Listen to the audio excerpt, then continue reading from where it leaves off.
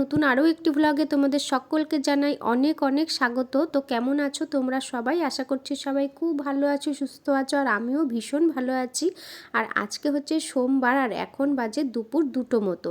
তো বিয়ে বাড়িতে নতুন বউকে চলে এসেছে সাজাতে, আর তার জন্য আমিও ভাবলাম যে আমিও বাড়ি এসে একটুখানি সাজুগুজু করে রেডি হয়ে নিই। আর আসার পথে একটু গিয়েছিলাম মিষ্টির দোকানে, তো একটু মিষ্টি টিষ্টি খেয়ে তারপরে বাড়ি এসে একটু রেডি হয়ে আবার চলে এসেছি বিয়ে বাড়ি। আর বিয়ে বাড়ি এসে দেখছি বউও পুরোপুরি রেডি। তো এখন বউকে নিয়ে যাওয়া হবে ছাদে, মানে যেখানে বিয়ে হচ্ছে, বিয়ের মণ্ডপে। আর চলো দেখতে থাকো ভিডিওটা, আশা করছি তোমাদের ভালো লাগবে।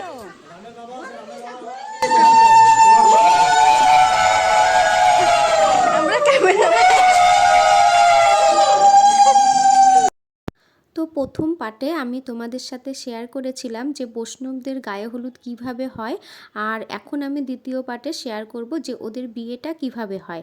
অনেকটা আমাদের বিয়ের মতোই, মানে নিয়মকানুনগুলো হয় যেভাবে আমাদের বিয়েতেও পান পাতা দিয়ে মুখ ঢাকা হয়, তারপরে হচ্ছে শুভদৃষ্টি করা হয়। তো বৈষ্ণব মতে যাদের বিয়ে হয় তাদেরও অনেকটা একই রকম, শুধু মালা বদলটা হয় একটু অন্যরকম। সেটা হচ্ছে আমরা যেই মালাটা মানে পরে আসে বর বউ, সেই মালাটা দিয়েই মালা বদল করা হয়। আর ওদের বিয়েতে এই মালাটা দিয়ে মালা বদল করার পরও ওদের ঠাকুরের মালা দিয়েও একটা মালা বদল করা হয়। তো দেখতে থাকো, আশা করছি তোমাদের ভালো লাগবে। দাম্পত্য বন্ধনে দৃষ্টি বিনিময়ে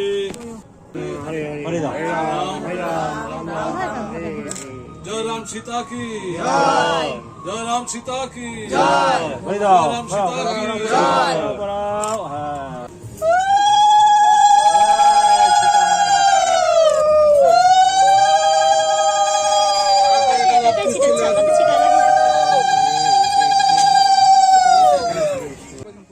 তো ওদের এখন মালা বদল আর শুভদৃষ্টি সম্পন্ন হয়ে গেছে। এখন ওরা বিয়ে করতে বিয়ের মণ্ডপে বসবে। আর ওদের বিয়ের মণ্ডপটা একটু অন্যরকমভাবে সাজানো হয়েছে, যেমন আমাদের বিয়ের মণ্ডপটাকে 4টে কলা গাছ দিয়ে সাজানো হয়, ওদের বিয়ের মণ্ডপটাও তাই কলা গাছ বা আলপনা এগুলো দিয়ে সাজানো হয়েছে। আর সবথেকে বড় কথা, যেটা আমার সবথেকে বেশি ভালো লেগেছে, সেটা হচ্ছে ওদের বিয়ের মণ্ডপে রাধাকৃষ্ণর একটা ছবি রাখা হয়েছে, যেটা আমাদের বিয়েতে রাখা হয় না। তো যাই হোক, এখন ওরা মালা বদল আর শুভদৃষ্টি করার পরে কনে বরকে প্রণাম করে তারপরে হচ্ছে ওদের বিয়েতে বসার নিয়ম। আর কৃষ্ণ ভক্তদের বিয়েতে দানে যে বাসনগুলো দেওয়া হয় সেগুলো বেশিরভাগটাই হয় ঠাকুরের বাসন।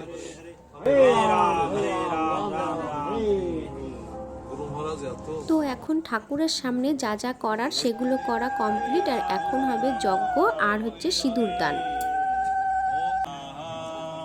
তো এখানে এখন বিয়ের যজ্ঞ চলছে। আর আজকে জানো তো প্রচণ্ড ঠান্ডা পড়েছে। আমরা প্রথমে শাড়ি ঠাড়ি পরে চলে এসেছিলাম কিছু গায়ে না দিয়ে, কিন্তু তারপরে আবার জানো তো বাড়ি গিয়ে চাদর নিয়ে এসে এখন আমরা চাদর গায়ে দিয়ে বসে আছি। আর এখানে যেহেতু সামনে যজ্ঞ হচ্ছে তাই একটু আরামই লাগছে বসে থাকতে।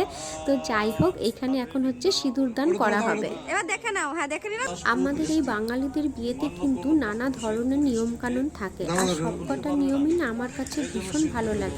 যেমন গায়ে হলুদ বলো বা মালা বদল বা শুভদৃষ্টি, সবকটা নিয়ম কিন্তু খুব সুন্দরভাবে হয়। আর আমার কাছে সবথেকে যেটা বেশি ভালো লাগে সেটা হচ্ছে এই সিঁদুর দান। একটা মেয়েকে সিঁদুর পরানোর পরে কিন্তু তার মুখটা পুরোটাই পাল্টে যায়। সেই মেয়েটা দেখতে যেরকমই হোক না কেন, সিঁদুর পরানোর পরে কিন্তু তার মুখটা খুব সুন্দরই দেখতে হয়।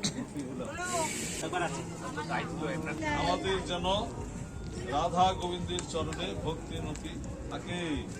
এই যে তাকিয়ে ফেলো আস্তে আস্তে। এদিকে তাকাও, এদিকে তাকাও। হরে কৃষ্ণ হরে কৃষ্ণ হরে ভগবান সেবা করবে। হরে রাম হরে রাম রাম হরে বিষ্ণু ঋষি মন্ত্র বলতে বলতে দাও, আস্তে আস্তে দাও, মন্ত্র বলো। বিষ্ণু ভামি দক্ষিণ সাহা।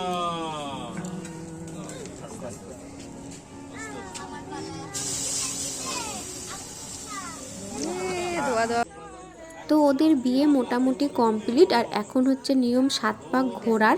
আর ওদের 7 পাক ঘোরাটা হবে একটু অন্যরকমভাবে, মানে যে মহারাজ ওদের বিয়ে করাচ্ছে সে হচ্ছে চালের গুঁড়ো দিয়ে 7খানা গোল গোল কেটে দিয়েছে। তো ওরা এই গোলগুলোর মধ্যে 7 পাক ঘুরবে। আর ছেলের যে বৌদি সে প্রথমে কুলো নিয়ে ঘুরবে, আর ওরা বৌদির পেছন পেছন ওই গোলগুলোর মধ্যে পা দিয়ে দিয়ে 7 বার ঘুরবে। আর আমাদের বিয়েতে কি হয়, একবার ছেলে আগে যায় আর একবার মেয়ে আগে ঘোরে। আর এই বিয়েতে মেয়েই আগে থাকবে, ছেলে পেছনেই থাকবে। তো এইভাবে ওরা 7 পাক ঘোরা কমপ্লিট করবে। তো যাই হোক না কেন, বিয়েটা কিন্তু আমার কাছে বেশ একটু অন্যরকম হলেও বেশ ভালো লাগলো, যেহেতু আমি এর আগে এরকম বিয়ে আমি কখনো দেখিনি। তো যাই হোক, এবার সুযোগ হলো আমাদের বাড়িতে এই বিয়ে দেখার। তো তোমরাও অবশ্যই কমেন্ট করে জানিও যে এইরকম বিয়ে তোমরাও আগে দেখেছো কি না। তো দেখে থাকলে অবশ্যই আমার সাথে সেটা শেয়ার করো আর দেখতে থাকো। বাবু অবস্থাটা বুঝতে পারছেন? আপনার জীবনে আপনি যাইতেই পারবেন। আকাশে তারা আছে কিনা একটু দেখা। আমার দেখতে আছে। হরে কৃষ্ণ কইরা নেন, হরে কৃষ্ণ বলেন, হরে কৃষ্ণ, হরে কৃষ্ণ, হরে কৃষ্ণ। যত বলবেন তত ভালো থাকবেন। হরে কৃষ্ণ, হরে সবাই বলুন হরে তো বন্ধুরা, এখন বাজে প্রায় রাত 10:30 মতো। আর এতক্ষণে ওদের বিয়ে কমপ্লিট হলো। আর এখন ওরা নিচে বড়দেরকে প্রণাম টোনাম করবে, তারপরে নিচে যাবে। আর এখানে আর একটা নতুন নিয়ম দেখলাম, সেটা আমরা যখন বাড়িতে কোনো পুজো অর্চনা করি তখন যখন ঠাকুরকে যে আরতি করা হয়, তো আরতির আশিসটা আমরা সবাই নিয়ে থাকি। তো এখানে যেই মহারাজ ওদের বিয়ে দিলেন সে একটা পঞ্চপ্রদীপ ধরিয়ে তারপরে তার আশিসও সবাইকে নিতে বলল। তো যাই হোক, ওরা নিচে চলে এসেছে। আর এসে তারপরে ওরা ঠাকুর ঘরে ওদেরকে বসানো হবে, তারপরে ওদেরকে করা হবে বরণ। যেহেতু বউ আগে থেকেই এখানে আছে, বাপের বাড়ি থেকে শ্বশুর বাড়ি আসেনি, তো এখানে ওর বিয়ে হয়েছে, তাই আগে বরণ করে তারপরে ওকে ঘরে ঢোকানো হবে। আর যেহেতু এটা বৈষ্ণব মতে বিয়ে, তার জন্য ঠাকুর ঘরে ঢুকিয়ে তারপরে ওদেরকে বরণ করা হচ্ছে। তো আগে মেয়ের বাড়ির লোক বরণ করবে, তারপরে ছেলের বাড়ির লোক বরণ করবে। তো যাই হোক, আমি আজকের ব্লগটা এখানে শেষ করছি। আর আমার আজকের ব্লগটা কীরকম লাগলো অবশ্যই তোমরা জানিও। আর যদি ভালো লেগে থাকে তাহলে প্লিজ একটা লাইক করে দিয়ে শেয়ার করতে ভুলে যেও না। আর এই রকম ভিডিও যদি তোমরা আরও দেখতে চাও তাহলে প্লিজ আমার চ্যানেলটিকে সাবস্ক্রাইব করে আমার পাশে থাকতে পারো।